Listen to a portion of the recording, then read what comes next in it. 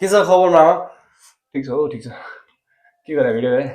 Video गरा यो एउटा क्वेसन थियो कि मेरो मनमा, हजुर त्यही भएर यसो सोधिहालौँ भनेर। एकदम के होला त्यो अहिले बजारमा हल्ला छ अँ?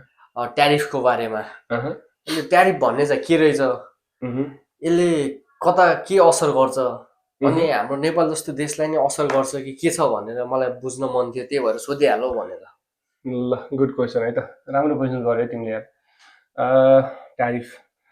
सामान्य भाषामा ट्यारिफ भनेको चाहिँ सरकारले लगाउने ट्याक्स हो आयात हुने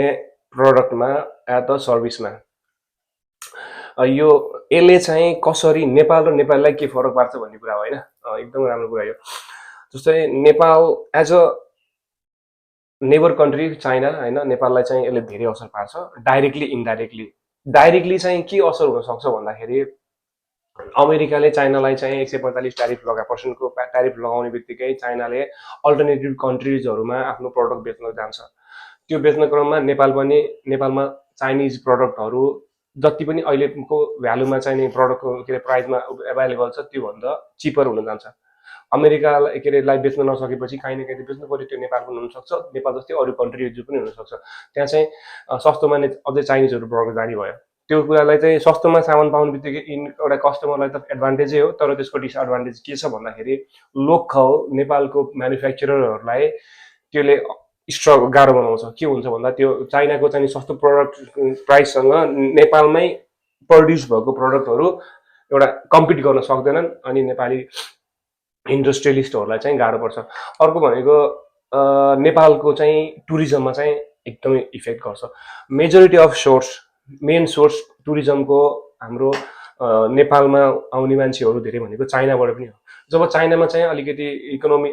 अनस्टेबिलिटी भइसके पछाडि मान्छेहरू लेस ट्राभल गर्छ लेस ट्राभल गइसकेपछि अभियसली नेपालमा पनि टुरिस्टहरू कम आउँछ अर्को भनेको नेपालबाट इम्पोर्ट भनेको एक्सपोर्ट हुने कुराहरू जस्तो नेपालबाट एक्सपोर्ट हुने कुराहरूमा चाहिँ तिमीलाई थाहा छ नेपालबाट के एक्सपोर्ट हुन्छ के हुन्छ? ल नेपालबाट मेजोरिटी के अरे नर्मली नेपालबाट एक्सपोर्ट हुने कुराहरू चाहिँ लेदर अमेरिकामा लेदरको राम्रो डिमान्ड छ नेपालको पस्मिना अर्को भनेको चाहिँ वुलनको कार्पेट्स अनि स्पाइसेसहरू अब ट्यारिफ त्यसमा पनि लाग्यो 10% एक्स्ट्रा प्रडक्ट पैसा ट्यारिफ लाग्ने बित्तिकै त्यो सामानको मूल्य बढ्यो त्यस पनि बढ्ने बित्तिकै मान्छेहरूले त्यो अफोर्ड गर्न नसक्ने हुन्छ या त तिनीहरूले त्यसको अल्टरनेटिभ खोज्ने हुन्छ त्यसले गर्दा अब हाम्रो नेपालबाट चाहिने एक्सपोर्ट हुने कुराहरू छ नि जति पनि त्यो पनि अलिकति कम हुन जान्छ अर्को भनेको चाहिँ नेपालको मेजर सोर्स अफ इन्कम भनेको तपाईँलाई थाहा छ के अरे